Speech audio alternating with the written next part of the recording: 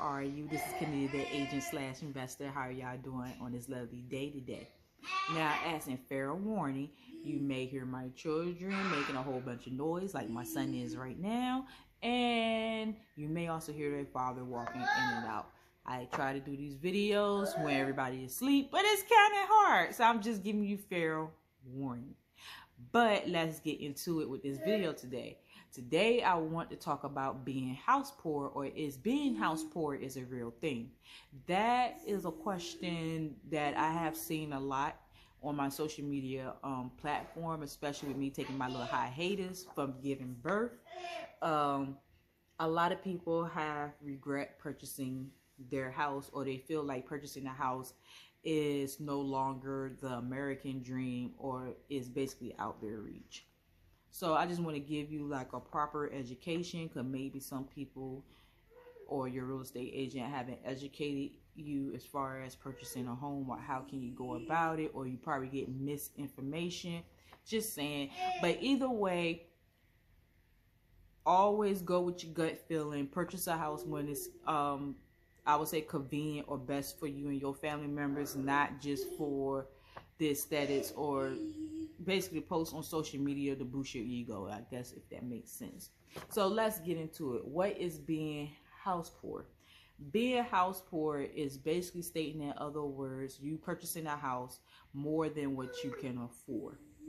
A lot of people, especially during the COVID time frame, had purchased a house because of the interest rate was being dirt cheap, which is, hey, do what you can. When they did purchase this house, it was just everybody. It was like Oprah, you get a house, you get a house, we all get houses type scenario. So with that being said, or if you take that into consideration, a lot of people didn't do their research on the homes that they got. Some people, well, I won't say some people, a lot of people have purchased the house unseen. So they didn't even know what was going on in the house, what problems was facing in that house, or anything like that at all. So with that being said, a lot of people have regret purchasing their house. They did not know it was going to be a lot of maintenance work or a lot of work to it, because nobody did not explain to them at all, including their real estate agent or whoever they had worked with. So I understand and I get it. So now you got people that got houses that don't even like their house, or don't even want to be in that house at all. Or some of their houses, they may be going under foreclosure. And I can understand that to a degree of what had transpired in the last 4 years. So yes, being house poor is a real thing. Like I said before, purchasing a house is dealing with the income level. So if you're purchasing more house than what your income can afford, then yes, you're going to be house poor. So a survey of Chambers of Commerce has said that more than a quarter of homeowners, 27.4%, is house poor, according to June of 2023. 3% said that their biggest regret is purchasing more house than they can afford. This is according to Bank Rates survey. Another survey has stated that 48% of Americans said that their finances stress had increased since this time of last year, which is, keep in mind, everything around us have gone up except for our income. Another 41% of homeowners have said they regret purchasing a house. This is from Bank Rates, because of the maintenance and hidden costs that they was not expecting at all. 73% of aspiring homeowners have cited that their affordability is their biggest obstacle. Give me 1 second. I'll be right back. That's my baby girl. Sorry about that. I am back. Had to take care of the little bundle. Now, as I was stating before, house poor. As I was saying, house poor is basically you spending out a whole bunch of money that you really don't have in your income at all. And this includes, and these are typical expenses that nobody's not looking at or not taking into factor at all. So for numbers game, say for instance that your mortgage is $1,000 per month. You're thinking like, that's how much your mortgage is. But then you're not thinking about the PMI or the MIP, which is I will put in the description box what that means as far as what a PMI or MIP is, or somewhere on the screen. Or I'll cut into the video to let you know what it is in the screen. Then you got your property tax that you pay every year. Then your FHA insurance premiums. And then if you got an HOA or a POA, yes, that's my baby girl. I'm holding her right now. But if you got an HOA or a POA, you got to look at those expenses too. Your utility bills, your regular upkeep expenses when it comes to a house. Not only that, you got to take into consideration everything else that you are paying for around you, as far as if you like me that got kids, what expenses that you got to pay for your kids, vehicle, entertainment expenses, etc., and etc. So that starts to add up. So a lot of people did not keep that in mind as far as when they was purchasing a home. So the best thing that Gregory McBride from the Bank Rate Chief Financial Analyst has said was, it's best to limit your total monthly house obligation to more than 30% of your gross income. Now, some people, they do their gross income before, as far as before taxes coming out. I always do my gross income after taxes coming out, because once taxes comes out, that's what I know what my paycheck is and how much money I make. So with that in mind, I try to do my expenses from there of what can I afford. A lot of people don't do that, or a lot of people don't think about doing that at all. So as I stated before, look at your housely cost expenses, mortgage payments, insurance, if any, property taxes, PMIs, MIPs, food, transportation, entertainment. All of that should be in your housing expense, or should be a budget expense that you should calculate, so that way you and your family would know how much you can and cannot afford as far as with a house.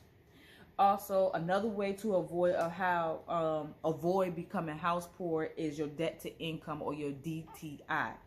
That means that most of these banks do it two ways: front end DTI or back end DTI. Front end DTI is basically the percentage your major housing costs make up of your monthly gross income. And so prime example is, so if your monthly house cost runs to $3,000 and your gross income is $7,000, then your debt to income ratio is 42.8%, which is, that's too high, because evidently, if you think about it, you barely making it, or you're barely affording. Are you trying to make your entrance? I think she's trying to make her entrance into the video, but I'm not showing her off. I just got her in my arms and she just screaming. Your back end DTI is the similar thing, but it takes into account all of your debts and not just your housing. So this includes, like I said, your car loans, your student loans, your credit cards, and everything else that is included into your monthly income, for you to know what works out for you and your family. Now, the best thing, which is, I did a video of this like the beginning of this year, as far as, I think the video is called budgeting, or something about January and budgeting. It was something like that I did. But the best way for you to not to be house poor at all, or feel like you're going to a house poor, is budget in advance. So if you know that you and your family members is thinking about purchasing a house next year, some time frame, start budgeting, start putting some money to the side. I know it's hard, and I know a lot of people are gonna be like, it's impossible to put money to the side, I can't do it. You can start putting $5 or $10 to the side. There are some things that you can cut costs and cut corners of. One of them for me, and I know a lot of y'all hate hearing this, I'll be right back. Okay, I somewhat got her down, so I'm gonna make this video a little bit quicker than this. As I was stating before, budget in advance. When you are budgeting, and I know it's hard, so nobody don't have to scream in my comments or scream at me talking about I can't budget because of the economy. I get it and I understand. But there are things that some of us out there, including myself, can cut corners or can cut out. Like, for instance, I am a huge coffee drinker. So for me, I can somewhat slow down on drinking the coffee and not worry about buying coffee all the time, even though that's one of my safe havens. Um, I always come up with little fun budget sheets where I can put $5 here or $10 here or whatever the case may be to try to save up for the goal that I'm looking for. It's all about a mindset as far as what you're trying to do. So always try to budget before purchasing a house and know how much you can budget for. Not only that, try to have some money to the side as far as for down payment and anything else when it comes to expenses. Another thing is don't over finance. I think a lot of people go wrong with this as far as with the over financing part, meaning that, say for instance, the bank has said that you are qualified for $500,000 to purchase a house. Just because you are qualified for that $500,000 to purchase a house doesn't mean that you need to use the whole entire $500,000 to purchase a house, because your mortgage alone could be $5,000, and you and your family members know that stay in that household know damnly well you cannot afford $5,000 a month as far as purchasing that home just because you was financed for $500,000. With me being like your agent, I would tell you in the nicest way that even though you are qualified for $500,000, let's try to find a starter home for you, especially if you're a first-time home buyer. Let's try to find a starter home for you and your family. Let's not use that whole entire $500,000, because I don't want to see you in a predicament in another 2-3 years or 6 months from now, and you want to call me and say like, hey, I'm ready to sell my house due to because I can't afford it. So for me, I would tell you, like, instead of looking at a $500,000 house, let's look at a starter house. Let's find something that's like $250K or $300K at the most as your max. If you got to fix it up according to what makes sense to you and your family, I'd rather for you to take some of that money that is already $500,000 that you got from financing and use some of that money to put some work into your house. That way you can have some equity to build up in your house. That's just me personally if you work with me as an agent.